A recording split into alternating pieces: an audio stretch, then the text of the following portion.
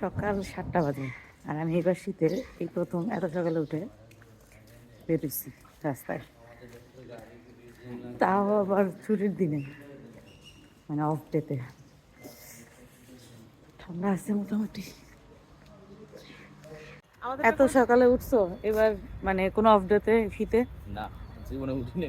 জীবনে উঠে না, একটু বেশি হয়ে গেছে, কিন্তু এই বছর তো উঠি নাই এত সকালে অফ ডেতে। দাঁড়ায় আছি এর জন্য।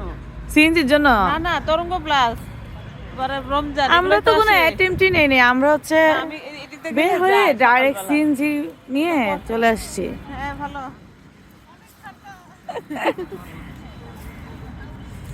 মাঠটা অনেক বেশি বড়।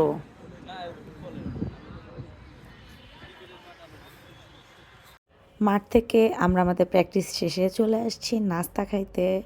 সবাই প্রায় 36 জনের মতো আমরা একসাথে আসছি। তো একটা পুরো ভিড় পড়ে গেছে হোটেলে। নাস্তা নিলাম, নাস্তা শেষে নিয়েছি দুধ চা। শীতের মধ্যে গরম গরম চা খাইলাম সবাই মিলে, বেশ ভালোই লাগতেছিল। এটা আসলে মালাই চা ছিল, মানে মুখে মালাই পড়তেছিল বারবার। তো আর সবাই গল্প করতেছিলাম এখানে, আমরা প্র্যাকটিস করছি, কার কোথায় ল্যাকিংস আছে এগুলো বলতেছিলাম। নাস্তা শেষে আমরা আবার মাঠে ব্যাক করছি। এখানে ছিল ছেলেদের দৌড়, 100 মিটার দৌড়, 400 মিটার দৌড়, বিভিন্ন ক্যাটাগরিতে খেলা ছিল। আমি কোনো অন্য স্পোর্টসে তো পার্টিসিপেট করি নাই, বাট আমার এগুলো দেখতে খুবই ভালো লাগতেছিল। ছেলেদের ইভেন্টের পর শুরু হয়েছে মেয়েদের ইভেন্ট। আর মাঠে রোদ ছিল, যার জন্য শীতে রোদ পোহাইতে ভালো লাগতেছিল।